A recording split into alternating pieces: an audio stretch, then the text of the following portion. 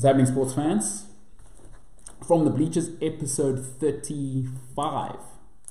Took a break for a while. Been away. Had some interesting adventures. And we're back. And I'm still doing the tea thing. Oh, lighting's not quite as good today. But we'll fix that. That'll be fixed next time.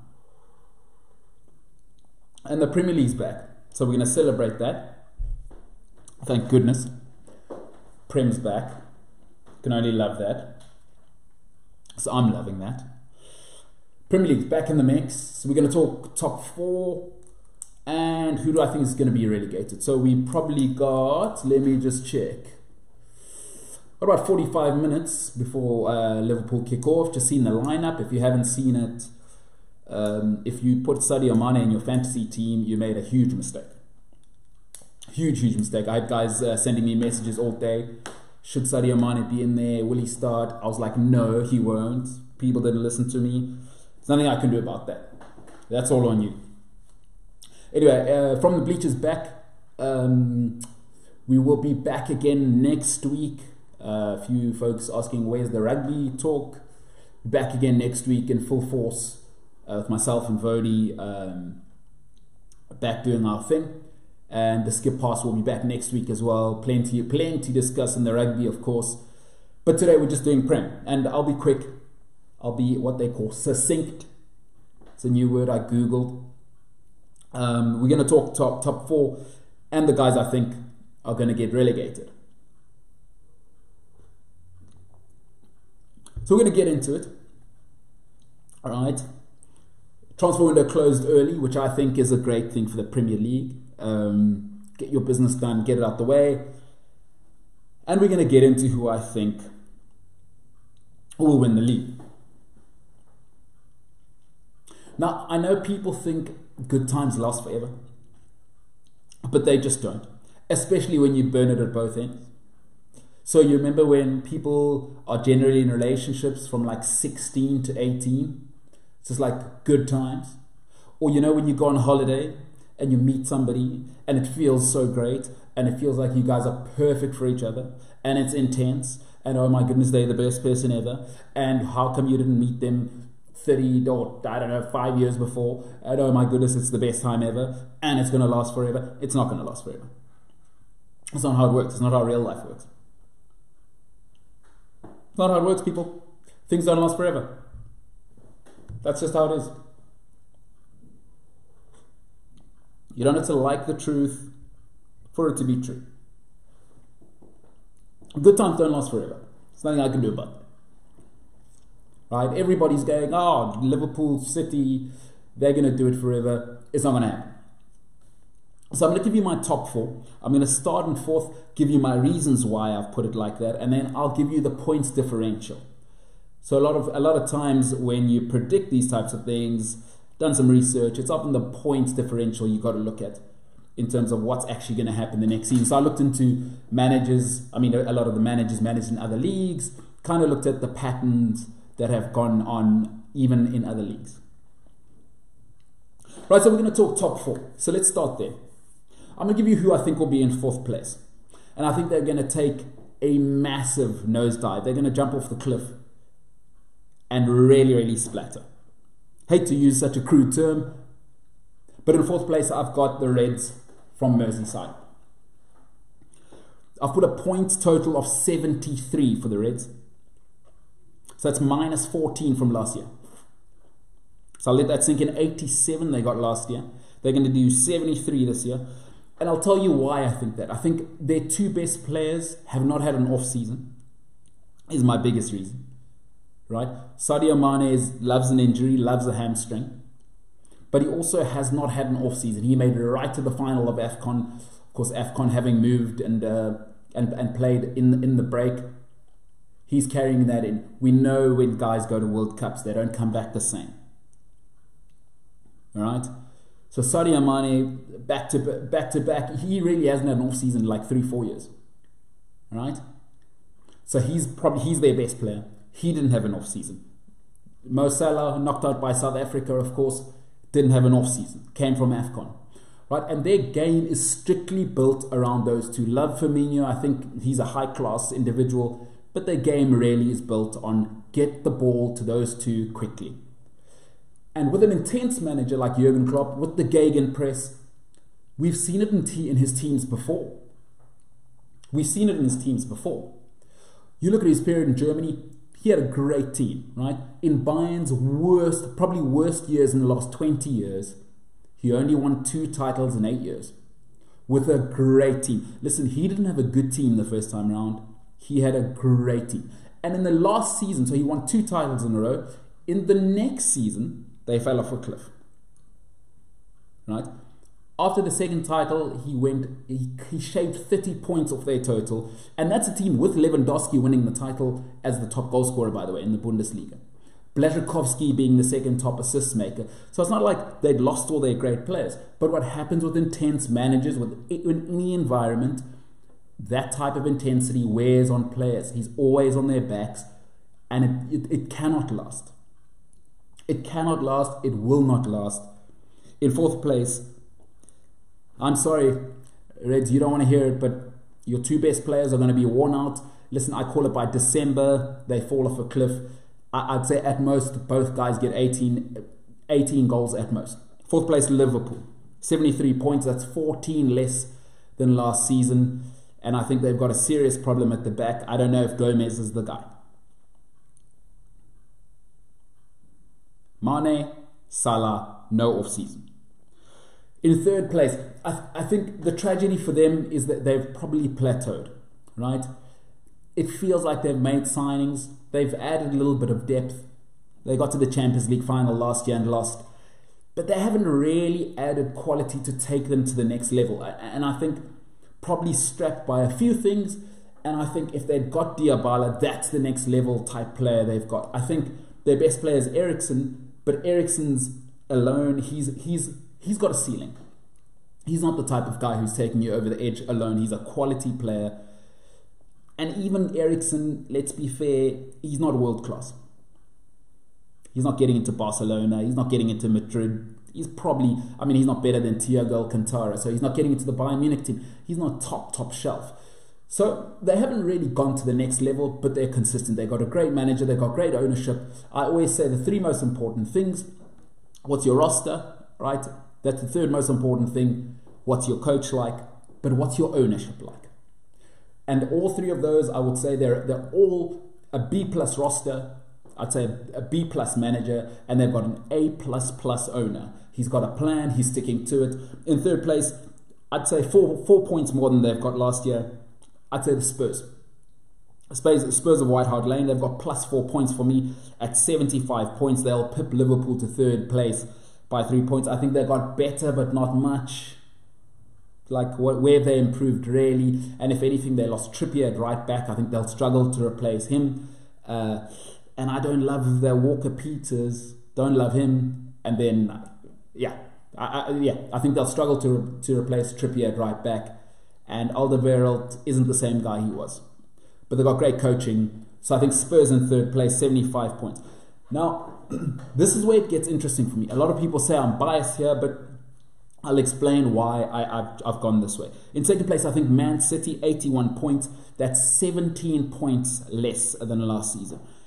And to show you the intensity of what I was talking about, we've seen Leroy Sané is out already, ACL. And those ACL injuries, by the way, that is an overuse injury. Done a little bit of research. It's an overuse injury. And he's so intense as Pep. Everywhere he's gone, it's been cakewalk, of course, at Barcelona. It's been cakewalk at Munich. But after 2 seasons, really, the players were out. At Barcelona, he had Leo Messi. That helps. I mean, Messi's going to carry a mediocre team, and he's going to carry them to wherever, right? He had Xavi, Iniesta. That's why he got 3 in a row there. But there's a reason in England. So get this one. In English football, it has never happened, right, that a team has won more than 3 in a row. It's never, ever happened in the history of English league football. Ever. I don't just mean Premier League. I mean ever. Go and look it up. I'm not making it up. 3 is the most in a row. In the Premier League, 3 in a row has only ever happened twice. The greatest side ever under Roy Keane and Sir Alex the first time, and then Sir Alex managed it again just before 2010. They went 3 in a row with a certain Cristiano Ronaldo capping it off with 32 in the league. In second place, I've got Man City, 17 points less than last season. Pep's just too intense. I think it doesn't last forever because it's just too intense. He's a perfectionist, and that rubs on players, especially it's a new time now. You can't run players into the ground anymore. And when there's that type of intensity with Pep Guardiola, that only lasts so long. You saw it at Bayern Munich, he burnt out. You saw it at Barcelona, where he was loved, and he had to take a year sabbatical. And nothing's more intense than the Premier League. If you haven't seen the All or Nothing documentary with Man City, go and check it out. That told me a lot about who Pep is and why he doesn't last long anywhere he goes. I don't think Man City can do better than second place. They're 17 points down. And I think David Silva, he's not the same guy. And that's a huge problem for them. And I think De Bruyne is starting to show you he's not reliable because he's going to get injured. Second place, Man City. This is the one where I think people have contention with me. But I have to say, Chelsea have it all in their hands to win it. So plus 13 points for them. I think the Blues should win it, and should win it easily. It's a 4-point win for me. They've got Willian still. They've got Pedro still at the top of his game. They've got Azpilicueta, who knows how to win, probably the best right back in the Premier League.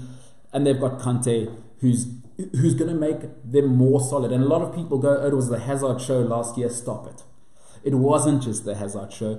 They had a great defense. And they had a great defense with a terrible defender in David Luiz, who they've lost, and a manager who didn't know how to set up a defense. Now Conte is going to be in front of the back four. Lampard's going to do it right. You can see that. And they're going to be even more solid. They had the third best defense. It wasn't just the Hazard show. Hazard could shine because the defense was solid. Now the defense is solid. Willian's still at the top of his game. Pedro's still at the top of his game. Azpilicueta. Christensen has shown that he can win. Under Antonio Conte, he was a rock. Rudiger's shown he can win. He's unbelievable. And then Conte this season will be in his proper position. So this notion that Liverpool and Man City are going to win all their games again, it's not going to happen. Anyone who's a statistician out there will tell you, stop getting excited. Things spike all the time. This is why Warren Buffett keeps investing in companies like Coca-Cola, Berkshire Hathaway, keep putting their money into those guys. Why? They know the law of averages. The average winning margin, right, or the average winning points in Premier League history is 86.7. In Premier League history, we've got 23 years of data, maybe a little bit more than that. But anyway, it's 86.7. So 86 points is about the average. I've gone with Chelsea to get to 85 this season, and I think that's going to be good enough to win it. The intensity of Jurgen Klopp and Pep Guardiola doesn't work long term. They haven't really refreshed their squads. Liverpool have the workloads too much, and it's based around Salah and Mane, and those two haven't had an off season. And Pep's just too intense. We've seen it now. Leroy Sané is a huge part of what they do there. To be able to bring him in, love Riyad Mahrez, but he's not Leroy Sané. He doesn't give you that impact off the bench. Love Bernardo Silva, but he's not Leroy Sané. Love Bernardo Silva. He's in my fantasy team this week. We'll do a little bit of fantasy stuff, but he's not Leroy, and you can't bring that off the bench. He had 15 assists and 14 goals in all competitions last season. Off the bench, people. That's what they've lost, Pep Guardiola's intensity. So top four, Liverpool 73 points, Spurs 75 points, Man City 81 points, and the Blues of Chelsea under Frank Lampard, just like we saw with Zinedine Zidane, will take the title. You can say I'm biased, but Chelsea still has a strong core of players at their peak who know how to win. And the average for winning the Premier League, I have to repeat this one more time, is 86 points. You're not going to see 95 again. That's not going to happen. They've been worn down, ground down, and we've seen already the Gegenpress. It's too much. My estimation, I'd say Mane gets you 18 goals a season and Salah at most gets you 17. I'm going to quickly give you my relegation candidates. This one's very, very easy. And I'm going to finish off because I'm sure guys are ready for the football. If you've got any comments, put them in the comments section. I'll have a look. If anybody has any questions, I'll certainly quickly go over them before I go. But my first relegation candidate, Norwich, I think they're out. They are done. No quality. I don't see, they haven't made any great signings. I love Aarons at right back, that youngster, he's quality. But other than that, Norwich, Delia Smith, the Canaries will go back down. My second relegation candidate, Sheffield United. The Blades have no quality. It's bye-bye to them. I mean, they've re-signed Phil Jagielka, and he'll probably start. That tells you everything you need to know. Jagielka's what, 100 now? Nah, that's not going to work. My third one is the one that makes me most sad, and probably one of my favorite football stadiums I've ever been to. St. James's Park will be in the Championship next season. They've lost the only player who's got X factor in Jose Perez. And then most importantly, they've lost, well, not most importantly, they've lost Rafa Benitez, who somehow kept them up these last 2 seasons with absolute boulder-dash squads. And last and most importantly, they've kept Mike Ashley. Are you kidding me? And that comes with, they've got Steve Bruce as their manager. You went from Rafa Benitez just surviving, and now you've got Steve Bruce. I'm afraid it's all over. Newcastle are going back down, and it is a sad, sad story. Norwich, no quality. Sheffield United, no quality. Newcastle lost Jose Perez, lost Rafa Benitez, and somehow they have Steve Bruce and Mike Ashley still. Folks, that is my top 4 and relegation candidates. We are back. I'm going to have a look if there's any comments. Let me have a look-see here. Got any questions, comments? Have a look here. Just before I log off. Man, I can't wait. We got about, what, 30 minutes or so, and then it is Premier League time again. Let's have a look-see.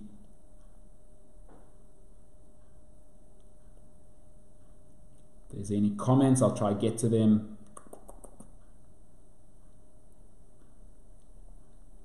And any questions? If you've got any questions, stick them in the comment section. Otherwise, I'll just reply in text. I can imagine people are getting ready to watch the football, and thank goodness it's back. So, From the Bleachers back next week.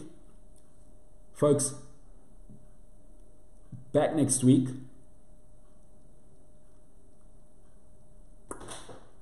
Okay, great.